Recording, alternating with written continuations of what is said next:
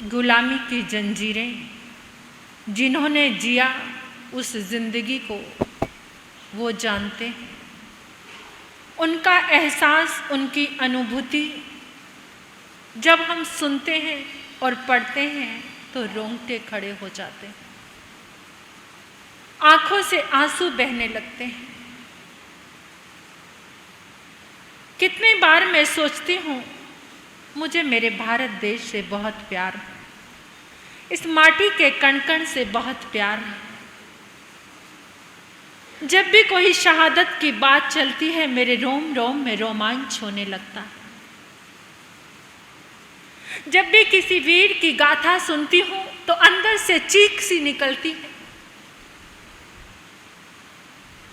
मैं सोचती हूँ इतना प्यार, मैं तो साध्वी बन गई हूँ, जैन साध्वी। और जैन साधु के लिए तो आता है देश कथा, भक्त कथा, राज कथा, लेकिन फिर भी मैं अपने देश की कथा करती हूँ। फिर मुझे एक बात समझ आती है, उसका बहुत बड़ा कारण है मैं एक फौजी की बेटी हूँ। मेरे पिता आर्मी में सूबेदार थे और मेरे परिवार में बहुत से, जिस भी तरफ मैं नज़र उठाती हूँ, कोई आर्मी में है, कोई एयरफोर्स में है। फिर मुझे कारण समझ आता है कि मेरी नसों में, मेरी रगों में उस देशभक्त फौजी का खून दौड़ रहा है, जिसके कारण मुझे देश से इतना प्यार है। ये मेरे बस की बात नहीं है, सचमुच। और जब मैं छोटी बच्ची थी ना, जब स्कूल में पार्टिसिपेट करते थे 26 जनवरी को, 15 अगस्त को, तो मैं छोटी थी जब बहुत पार्टिसिपेट करती थी। और उस समय इतनी छोटी बच्ची के मन में भी देश के गीत सुनकर पता नहीं अजीब सी लहर सी दौड़ती थी, रोम रोम में स्पंदन होता था। उस एक गीत को मैं हर साल गाती हूँ जो मैं बचपन में गाया करती थी। उस देशभक्ति के गीत को आज भी मैं आपके समक्ष गाऊंगी। मैं शायद 6th क्लास में थी, तब से मैं इस गीत को गाती आ रही हूँ। मुझे बहुत प्यारा लगता है। हो सके तो आप भी मेरे साथ बोलने की कोशिश करना। सबसे पहले तो आज़ादी का ये दिवस आप सबके लिए आनंददायी हो, मंगलदायी हो, सुखदायी हो। हमारे भीतर, सबके भीतर में मन में एक रोमांच हो, अपने देश के लिए कुछ करने का जज्बा हो। किसी भी तरीके से हम देश की सेवा कर सकते हैं, देश के नागरिकों की सेवा करके इस भारत माता की सेवा कर सकते हैं, उन वीरों का अनुमोदन कर सकते हैं, किसी को भी आज गुलामी की बेड़ियों से मुक्त कर सकते हैं। पहले गीत गाऊंगी, फिर उसके बाद थोड़ी सी जो मेरे दिल को टच करती है कुछ बात अपनी कहना चाहूँगी। पहले गीत की लाइनें। खून से लिखी हुई है मेरे वतन की ये कहानी, खून से लिखी हुई है मेरे वतन की ये कहानी। ये कहानी दर्द हकीकत है, आँखों का पानी।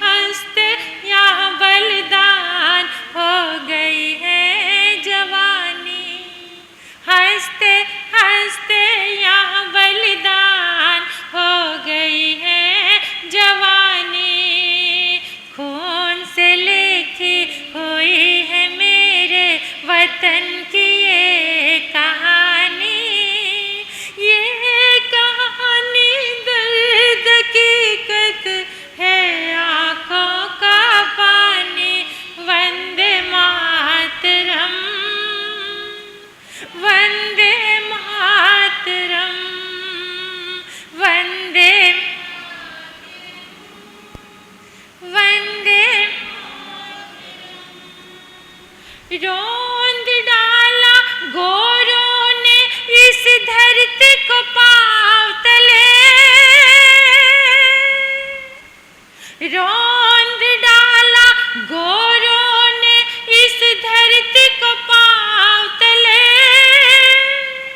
कर दिया देश कंगाल लूट कर धन को ले चले,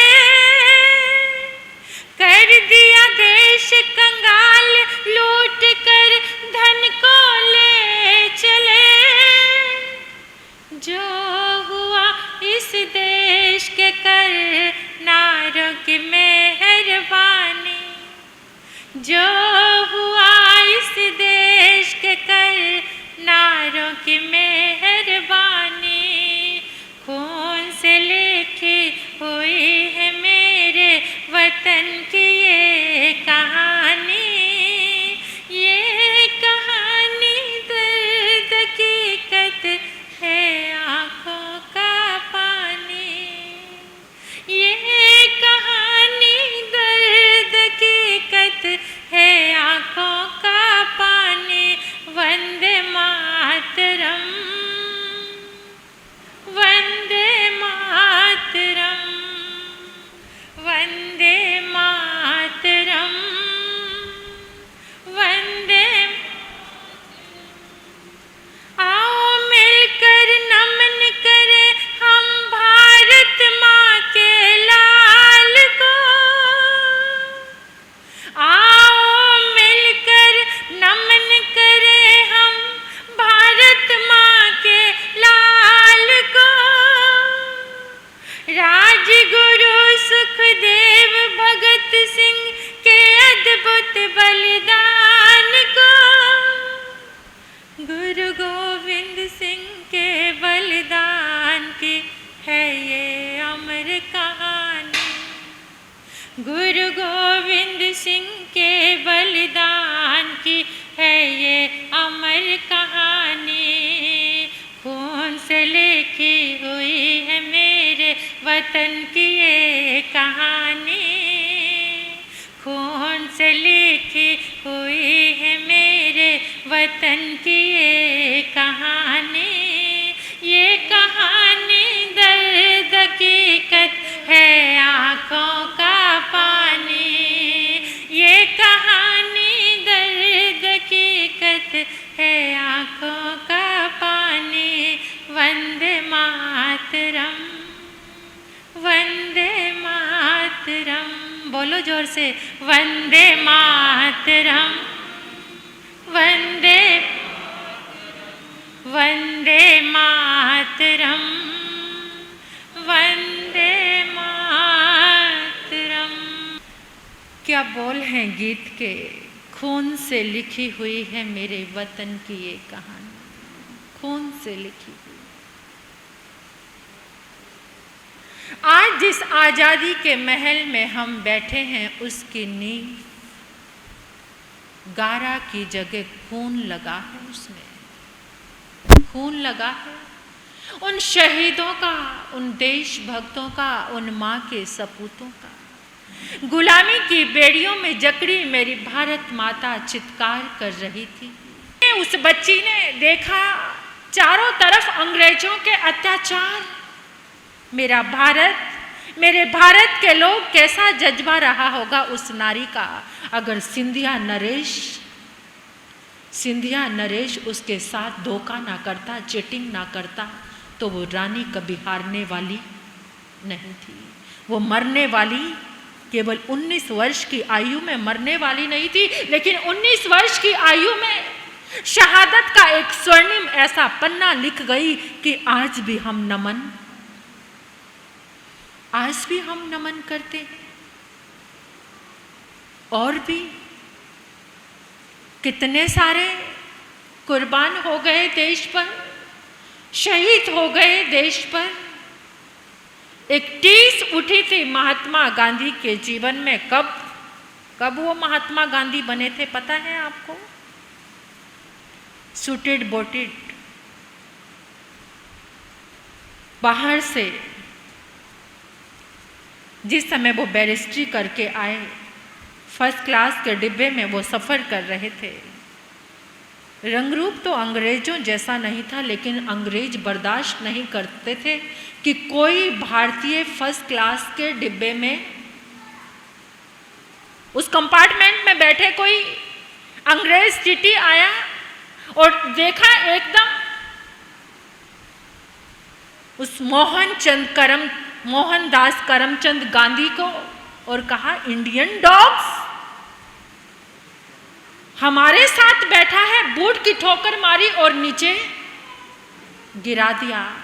महात्मा गांधी ने दिखाया, I have ticket first class का, मेरे पास ये टिकट है फर्स्ट क्लास के डिब्बे का, मैं बैठ सकता हूं इसमें। नहीं,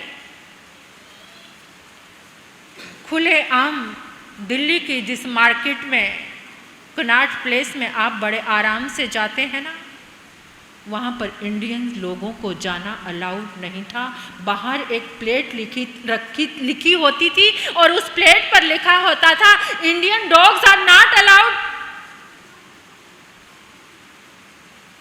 हर बार में कुत्ता कहा जाता था भारतीयों को।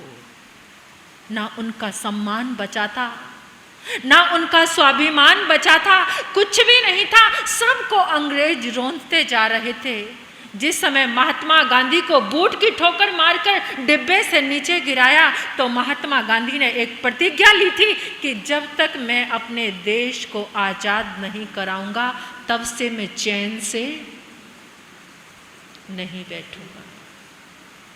और जब एक कदम उठता है ना क्रांति का, तो और कदम भी उठने शुरू हो जाते हैं।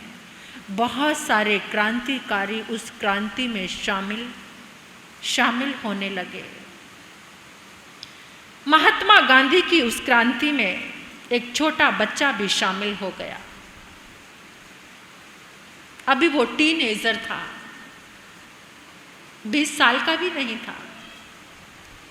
क्रांति के नारे लगाते लगाते एक दिन वो पकड़ा गया।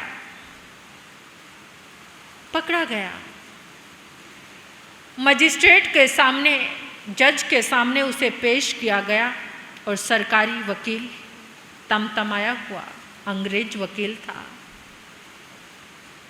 उसे पूछने लगा, नाम क्या है तुम्हारा? आजाद पंछी। तुम्हारे पिता का नाम? परमेश्वर। तुम्हारी मां का क्या नाम है? झुंझलाता हुआ भारत माता। रहते कहां पर हो? जेल खाने में। इतना गुस्सा आया उस वकील को, जज के सामने अंट शंट बक रहा है, एक भी जवाब आंसर सही नहीं दे रहा। इसको कड़ी से कड़ी सजा ये है, क्योंकि वो छोटा बच्चा था, बड़ा तो था नहीं, युवक भी नहीं था, किशोर अवस्था में ही था। इसको सजा सुनाई जाती है 15 कोड़े, इतनी जोर जोर से मारने हैं इसे। उसको लेकर गए। कोड़े मारने वाले ने बहुत जोर से उसको जैसे ही कोड़ा मारा, उसने कहा, वंदे मातरम। फिर जोर से कोड़ा मारा, फिर उसने जोर से कहा, वंदे मातरम। जितनी बार उसको कोड़ा लगता था, उतनी जोर से वो बच्चा बोलता था, वंदे मातरम। ऐसे करते करते 15 कोड़े उसको मारे। उसके चेहरे पर शिकन नहीं, मुस्कान थी, मुस्कुराहट थी। वंदे मातरम के साथ आंखों में एक स्वाभिमान था। जानते हो कौन था वो बच्चा? जानते हो? चंद्रशेखर आजाद। अपना नाम क्या बताया था? आजाद पंछी। चंद्रशेखर की पहचान तो उसने छोड़ दी थी। जिसको भी अपना नाम बताता था तो आजाद बताता था। ऐसे ऐसे छोटे कोमल से बच्चे इस भारत माता की गोद में खेलते खेलते जो कभी मिट्टी में खेलते थे, फिर वो खून की होली खेलने लगे। खून की होली खेलते भी वो कितने खुश होते थे। और जब भी कोई शहीद होता था तो वो मुस्कान के साथ, मुस्कुराहट के साथ। एक युवक पकड़ा गया, क्रांति फैलाते फैलाते अंग्रेजों के अगेंस्ट लड़ते हुए पकड़ा गया। ध्यान से सुनो अपने वीरों की इस कहानी को। बड़े आज़ाद होकर आज जो घूम रहे हैं ना हम, बहू बेटियों का बाहर निकलना भी कितना मुश्किल था, कितने गुलाम थे हम, कितने बेबस थे हम, कितने लाचार थे हम, कितने मजबूर थे। बहुत मुश्किल था सांस लेना भी और जीना भी। एक युवक क्रांति का कार्य करते हुए पकड़ा गया और उसे फांसी की सजा दे दी। अंग्रेज अफसर आया और बोला, तुम्हें फांसी की सजा है, कुछ इच्छा है? इच्छा क्या है? जो इच्छा थी वो कर लिया, बस यही इच्छा है, अब तो फांसी पर चढ़ना है। उस अंग्रेज अफसर के देखा ना इसकी नज़रों में खौफ है, ना इसकी ज़िंदगी में, बड़ी मस्ती से इधर उधर चक्कर लगा रहा है। अंग्रेज के हाथ में एक आम था, उसने उसको कहा, ये लो आम और ये खा लेना।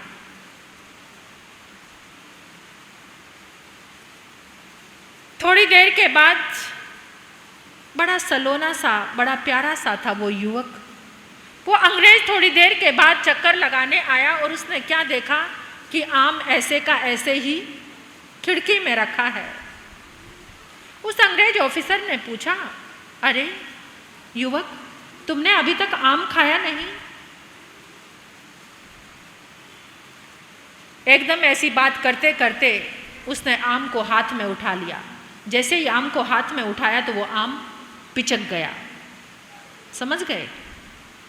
उस युवक ने उस आम को चूसकर उसे फुलाकर वैसे का वैसे रखा, और जैसे ही उसने आम उठाया और वो आम पिचका तो वो ताली बजाकर, ठहाका लगाकर जोर जोर से हंसने लगा। हाँ हाँ, मजा आ गया, पहचान नहीं पाए। उसकी हंसी को वो अवाक होकर विस्मित नेत्रों से, एकदम खुले नेत्रों से देखने लगा। अरे नादान, थोड़ी देर में तुझे मौत आने वाली है, तुझे मौत से डर नहीं लगता? मौत से डर? मौत तो मुझसे डरती है, मुझे मौत से, मैं आज़ादी का दीवाना हूँ, इस भारत माता का दीवाना हूँ, परवाना हूँ। जो दीवाने होते हैं वो मौत से कभी डरते नहीं। और मुझे ये मौत क्या डराएगी? जिस बच्चे की माँ बेड़ियों में जकड़ी हो और उस माँ के लिए वो कुछ कर जाए, उसे मौत क्या डराएगी? मौत तो खुद डर डर कर मुझसे दूर जा रही है और मस्ती में चलना शुरू कर दिया। हर एक मिनट मौत जिसके नज़दीक आ रही हो, उसके चेहरे पर खुशी, उसके चेहरे पर ये अलमस्ती कि आम वहाँ भी मजाक करने से वो चुका नहीं, आम को चूसा और आम को फुलाकर वैसे ही रख दिया। जानते हो वो युवक कौन था? कौन था वो युवक? खुदीराम बोस। खुदीराम बोस। किस किस को याद करोगे? राजगुरु, सुखदेव, भगत सिंह। 24 सितंबर 1907 किसका जन्म हुआ था? नहीं याद? भगत सिंह। भगत सिंह का जब जन्म हुआ तो उसके चाचा और उसके पिता रिहा हुए थे, वो भी क्रांतिकारी थे। चाचा और पिता जब रिहा हुए तो दादी जयकौर ने कहा, ए मुंडा बड़ा पागा वाला है, ए मुंडा बड़ा पागा वाला है। आज इसके चाचा और दादा जेल से रिहा हो गए, इसलिए इसका नाम रखेंगे भगत सिंह। और नाम क्या रखा? भगत सिंह। वही भगत सिंह जिसने असेंबली हॉल में बम फेंका, बम फटा, किसने फेंका? मैंने। वहीं पर अपने आप को भागा नहीं। चाहता तो भाग सकता था, लेकिन नहीं। वो गूंगी बहरी अंग्रेज सरकार को दिखाना चाहता था कि इस भारत माँ के पास ऐसे ऐसे लाल हैं, ऐसे ऐसे लाल हैं जो जवानी में ही अपने आप को मिटाना जानते हैं। जिस समय भगत सिंह 3 साल के थे, अपने पिता के साथ खेत में गए। पिता खेत जोत रहे थे और वो 3 साल का बच्चा पता क्या कर रहा था? लकड़ियाँ उठा के, छोटी छोटी लकड़ी उठा के मिट्टी में दबाता जा रहा था, मिट्टी में दबाता जा रहा था। पिता ने पूछा, बेटा ये क्या कर रहे हो? अंग्रेजी सरकार के लिए बंदूक उगा रहा हूँ। क्या? 3 साल का बच्चा, उसके भीतर में क्या, कैसा खून रहा होगा, कैसा उसका जज्बा रहा होगा, कैसे उसके भाव रहे होंगे देश के लिए। अंग्रेजी सरकार के लिए बंदूक उगा रहा हूं, जब ये बंदूक बड़ी हो जाएंगी ना, एक एक बंदूक से सबको मार गिराऊंगा। और जिस समय जलियांवाला बाग का कांड हुआ, उस समय भगत सिंह 12 वर्ष के थे। 12 वर्ष के उस बच्चे ने 3 दिन तक खाना नहीं खाया, गुमसुम होकर बैठा रहा। जलियांवाले बाग का वो कांड, जनरल डायर की वो क्रूरता इतनी ज्यादा अंदर घर कर गई। लोगों का मरना, खून की नदियों का बहना, कुएं का लाशों से भरना, भगत सिंह की आंखों से ओझल नहीं होता था। और जब भगत सिंह को पकड़ लिया गया तो भगत सिंह ने अपने पिता को एक लेटर लिखा जेल से कि मैं फांसी की मौत नहीं मरना चाहता, मैं सैनिक की मौत मरना चाहता था कि मुझे गोली से मारा जाए। मैं चाहता तो वहाँ से भाग सकता था, लेकिन मैं चाहता था देश के लिए कुछ और काम आऊं। लेकिन बहुत कोशिशों के बाद भी भगत सिंह जेल से रिहा नहीं हो सके। लोगों को पता चल चुका था, अंग्रेजी सरकार को पता चल चुका था कि ये एक अकेला युवक ऐसी ज्वाला जला देगा कि अंग्रेजी सरकार को बचना बहुत मुश्किल हो जाएगा। जेल में माँ मिलने आई, माँ मूलवंती, कहीं पर उनका नाम विद्यावंती भी आता है। तो माँ ने कहा कि बेटा, मैं चाहती थी तो थोड़ी क्रांति और करता। माँ चिंता मत कर, तेरा बेटा मर जरूर जाएगा, लेकिन इसके विचारों की जो शहादत है वो दुनिया के पास छोड़कर जाएगा, एक पर्याय बन जाएगा क्रांति का। हर माँ के मन में एक तमन्ना होगी, काश मेरा बेटा भी भगत सिंह जैसा होता। माँ तू चिंता मत कर, मैंने आजादी के दिए में अपने खून का तेल डालूंगा। किसका? अपने खून का तेल डालूंगा, अपने मेरे विचारों का ये दिया हर समय जलता रहेगा। और माँ जब भी भ्रष्टाचार और अत्याचार के प्रति कोई आवाज उठाता दिखाई दे तो तू समझ लेना तेरा भगत लड़ रहा है। माँ चिंता मत करना। 404 दिन भगत सिंह जेल में रहे और उन्होंने 404 पन्ने की एक किताब लिखी जो आज भी उनके भतीजे के बेटे के पास है। यदविंदर शायद नाम है उनका, और वो बहुत जल्दी प्रकाशित होकर शायद हम सब के बीच में आएगी। लेकिन आज हमें कहाँ फुर्सत है, अपने शहीदों को याद करने की फुर्सत है? बोलो सच्चे दिल से बताना, क्या हम आज़ाद देश के गुलाम लोग तो नहीं हो गए हैं? आज़ाद देश के गुलाम लोग, बोलो कौन सा कल्चर चल रहा है जिसको बड़ी ऊंची निगाहों से देखा जाता है? अगर भारत के किसी ऐसे घर में आप पहुंच जाते हैं जहां जमीन पर बैठकर चटाई बिछाकर भोजन करते हैं थाली में, जहां पर सिंपल सादे कपड़े पहनते हैं, जिस घर में कोई डाइनिंग टेबल नहीं है सुंदर, जमीन पर बैठकर भोजन करते हैं, उस घर को आप कैसी दृष्टि से देखेंगे? सच बताना। वो घर आपका आइडल बनेगा? वो घर आपका आदर्श बनेगा? एक वेस्टर्न ढंग से बड़े हुए बंगले में आप जाते हैं, वहां का फर्नीचर वेस्टर्न, वहां की ड्रेसेज वेस्टर्न, वहां की बोली ड्रेसेस, जो भी बोली भी है वो भी वेस्टर्न, वहां का जो खाना है, फूड है, वो भी वेस्टर्न, डाइनिंग टेबल सजा हुआ है विदेशी चीजों से। उस घर को देखकर आप क्या सोचेंगे? उस बंगले को देखकर सच्चे दिल पे हाथ रखकर बताना, क्या सोचेंगे? कितना अच्छा लगेगा, कितना अट्रैक्ट करेगा आपको? एक साधारण घर जहां भारतीय संस्कृति जिंदा है, वो घर आपको अट्रैक्ट नहीं कर रहा, क्योंकि हम गुलाम हैं। अंग्रेज तो चले गए, लेकिन बहुत सारी चीजें गुलामी की आज भी हमारे पास छोड़ गए।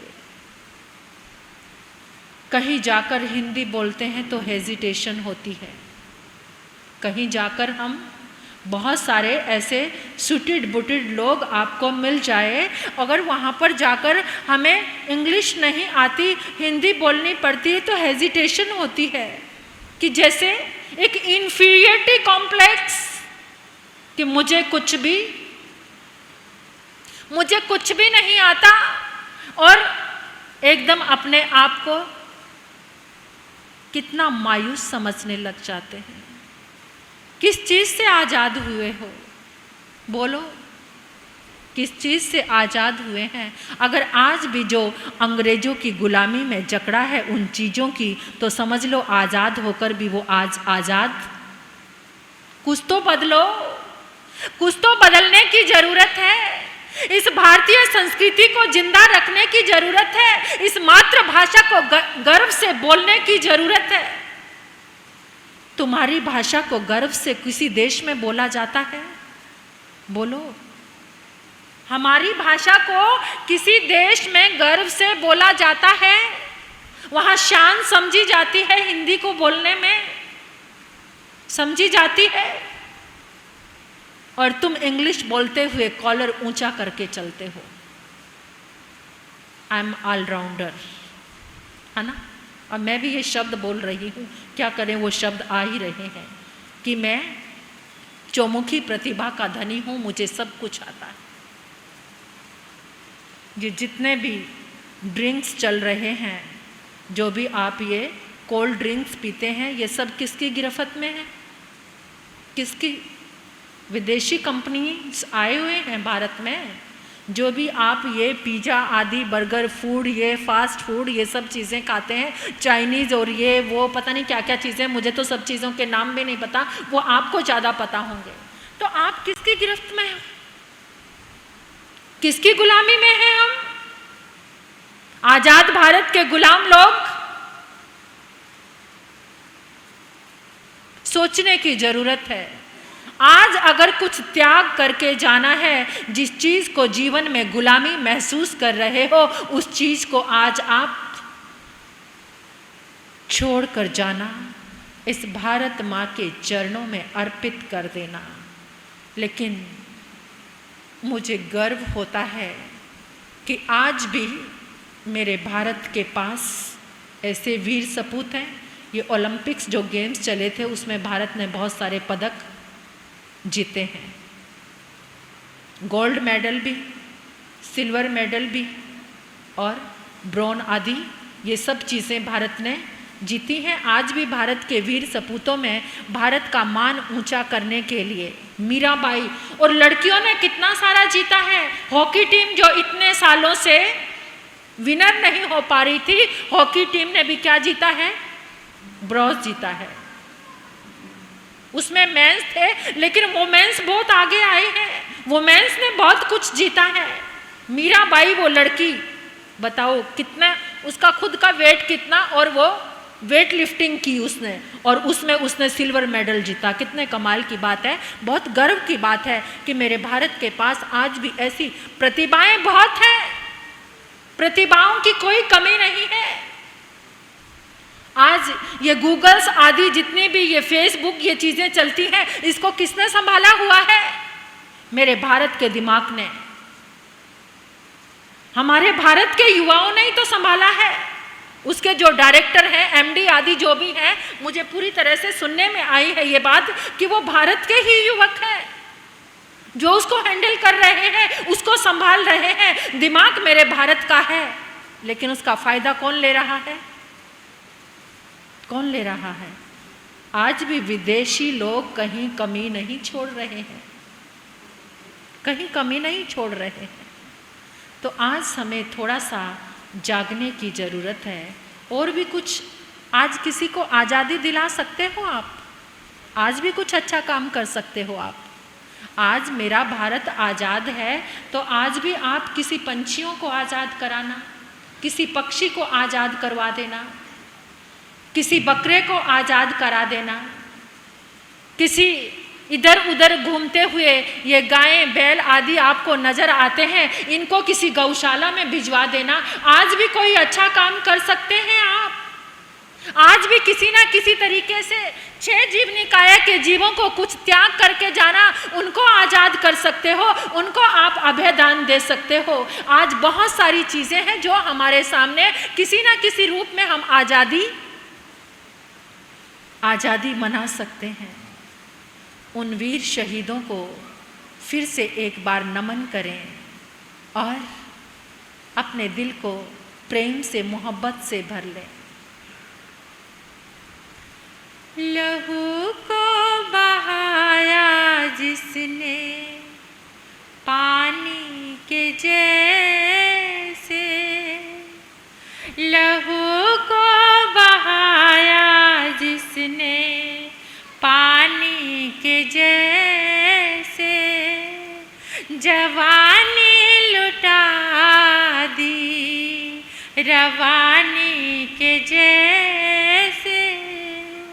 नमन है माँ भारती की, नमन है माँ भारती की संतान को, भुला ना सकेंगे उनके बलिदान को, भुला ना सकेंगे उनके बलिदान को। नमन है उन वीरों को जिन्होंने हमें आज़ाद भारत दिया, जिन्होंने इस भारत माता को आज़ाद कराया, अपने बच्चों की कुर्बानी दे दी।